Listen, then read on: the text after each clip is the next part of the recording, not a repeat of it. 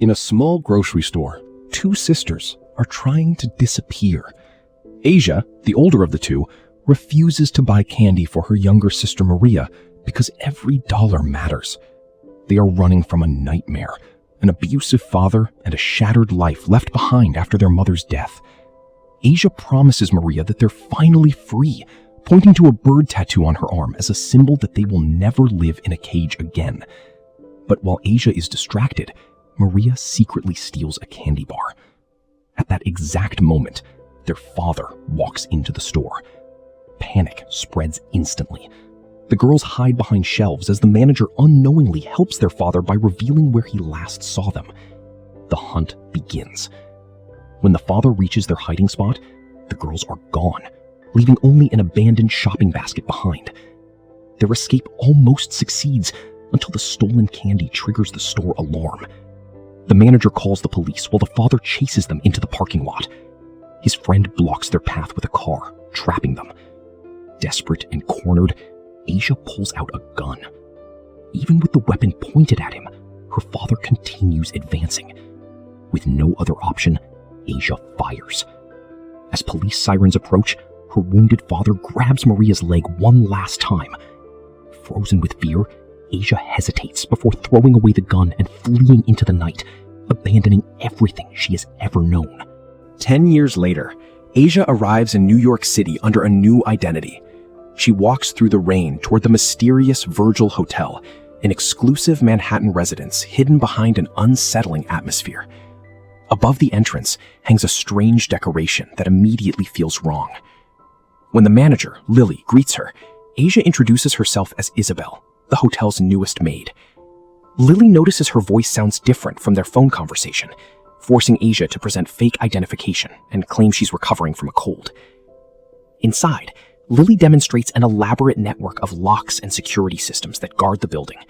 She explains that the hotel was built in 1923 when the neighborhood was dangerous, and the locks remain as reminders of those violent days. Despite its eerie appearance, the Virgil is now one of the most prestigious addresses in Manhattan. To protect the privacy of its wealthy resident, Lily confiscates Asia's phone. She introduces her to Sharon, a successful anti-aging cosmetics mogul who kindly offers her a jacket and asks about a bruise near her eye. Asia lies and claims she slipped in the shower. As she explores the building, she notices the staff seem unusually strange. A young boy named Damien insults her for no reason, and Lily quickly scolds him. Meanwhile, Lily reveals that one maid is about to be rewarded for her dedication. When Asia finally reaches her room, she encounters Lily's husband Ray, who leaves after making a rude comment. Lily tells her to rest and promises a full tour tomorrow. Alone at last, Asia settles in, unaware that she has just entered a nightmare, far worse than anything she escaped years ago. That night, strange events begin almost immediately. While showering, steam covers the bathroom mirror. As the fog settles, a chilling message appears by itself. They will kill you. Before Asia can read it properly, the words vanish. Later, while preparing for bed, she hears breathing sounds coming from the air vent. Curious, she climbs onto a chair and peers inside, only to be startled by a horrifying face staring back at her. She crashes to the floor. Then, she hears laughter echoing through the hallway. When she opens her door, the corridor appears empty.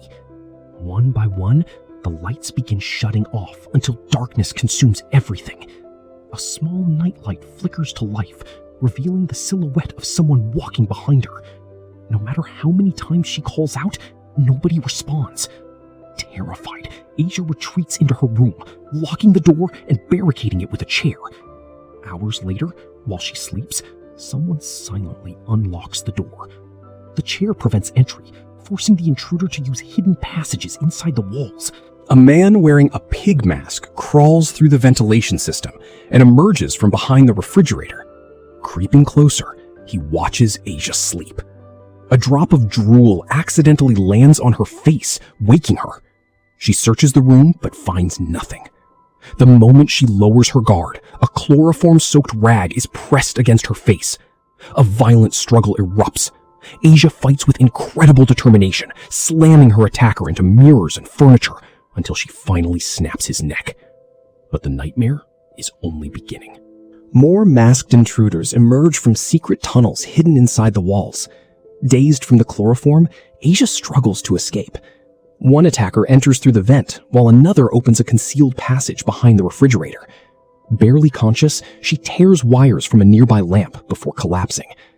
When she awakens moments later, she discovers something impossible. The intruders have removed their masks, revealing Sharon and Kevin, two respected residents of the hotel. They discuss their attack casually, as if murdering maids is routine. Suddenly, Asia shocks herself awake by biting exposed electrical wires, sending a surge through her body. The unexpected jolt throws Sharon backward and gives Asia enough strength to fight. She retreats into her closet while the intruders arm themselves with broken furniture. But Asia has secrets of her own. Hidden inside her luggage are weapons she brought for exactly this kind of situation. The battle explodes into chaos. Asia decapitates Kevin with a sword, guns down another attacker, and uses Sharon as a human shield while fighting off multiple enemies at once. Bodies pile up around the room. Limbs are severed.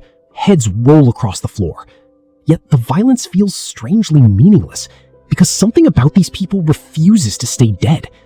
When Asia finally kills Sharon and the last surviving attacker flees into the hallway, Lily appears applauding. Rather than fear or anger, she seems impressed. Then she demands answers about who Asia really is and why she came to the Virgil. Asia reveals the truth. After shooting her father years ago, she was captured and sent to prison, while Maria was returned to his custody. Prison transformed Asia into a hardened survivor and skilled fighter. Recently, she hired an investigator to locate Maria. His search led him to the Virgil Hotel, where staff members mysteriously vanished. The victims were usually immigrants, minorities, or people society ignored. Wealthy residents ensured investigations never went anywhere. The investigator also learned that a woman named Isabel had been hired as a maid. After leaving prison, Asia tracked Isabel down and assumed her identity to infiltrate the hotel. Lily listens calmly before revealing the hotel's horrifying secret. One by one, the people Asia supposedly killed walk back into the room. Kevin carries his severed head under his arm, while another resident carries his detached foot. The body parts simply reconnect themselves. Wounds vanish. Flesh heals instantly. A maid attacks Asia, forcing her to flee through the building. As she explores hidden passages beneath the hotel, she overhears conversations about immortality. The residents aren't just wealthy elites. They are members of a cult bound together by something ancient and unnatural. During a brutal chase through tunnels inside the walls, Asia stabs Sharon repeatedly and even blows off her head with a shotgun. Yet Sharon rises again. Nothing can truly kill them. The deeper Asia ventures into the hotel's hidden labyrinth, the more she realizes she has stumbled into something far beyond ordinary evil. Eventually, Ray rescues Asia and explains everything. The Virgil Hotel is not merely a luxury residence, but a century-old temple devoted to Satan. Generations ago, the founders made a pact offering human sacrifices in exchange for immortality. Every cult member's name is written on a sacred list. As long as their name remains there, death is impossible. They can be decapitated, dismembered, burned, or crushed, yet they will always return. Only by removing a name from the list can someone truly die. The cult uses its wealth and influence to protect its secrets, while targeting vulnerable workers as sacrificial victims. Ray admits he once believed the cult was helping society by removing criminals and outcasts, but over time, it evolved into the murder of innocent people. He also reveals that Asia is being kept alive because she is scheduled to become the next sacrifice. While traveling through the hidden tunnels, they discover an imprisoned maid. To Asia's shock, it's Maria. Overcome with emotion, Asia promises to save her sister. But Maria isn't grateful. Years of abandonment have left deep scars. She explains that she already knows everything about the cult because she became part of it. The sisters argue bitterly about the past. Asia finally knocks Maria unconscious and demands a way out. Ray tells her the only possible escape lies on the rooftop, but reaching it requires crossing the dangerous 9th floor, the most heavily guarded section of the hotel. As Asia carries Maria through the hotel, the cult launches a massive manhunt. Lily broadcasts her photograph throughout the building and orders every resident and maid to join the search. Elevators are disabled, weapons are distributed.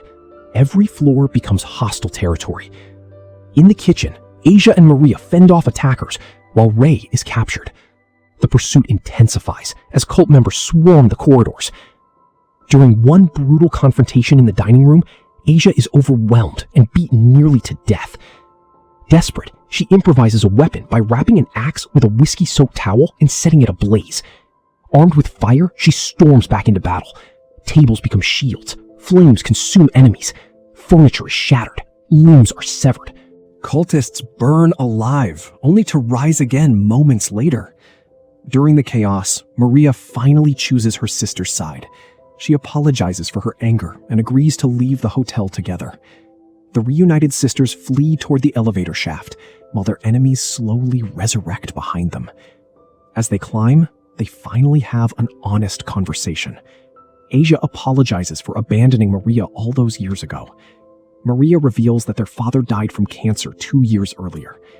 For the first time in years, they begin repairing the relationship that was destroyed by violence, fear, and survival. Their hope is short-lived. When they reach the 9th floor, the entire cult is waiting. Lily reveals a devastating truth. Maria has also accepted Satan's deal. To maintain her immortality, she must complete a sacrifice before midnight. Isabel, the original maid whose identity Asia stole, was supposed to be Maria's victim. If no sacrifice occurs, Maria will die permanently. The cult captures both sisters and drags them to a ritual chamber on the roof. There, surrounded by candles and grotesque decorations, stands a pig's head mounted on a stake. When Lily offers Asia's blood, Satan manifests through the pig's head and begins the ceremony. The cult accuses Ray and Maria of betrayal. Satan removes Ray's name from the sacred list, instantly making him mortal. Forced by Satan's threats, Lily kills the man she loves. The cult then demands Maria sacrifice Asia to preserve her own immortality. Torn between survival and love, Maria approaches the pig's head and writes a name. Everyone assumes she has chosen herself. Instead, she sacrifices her own life and secretly writes Asia's name onto the sacred skin.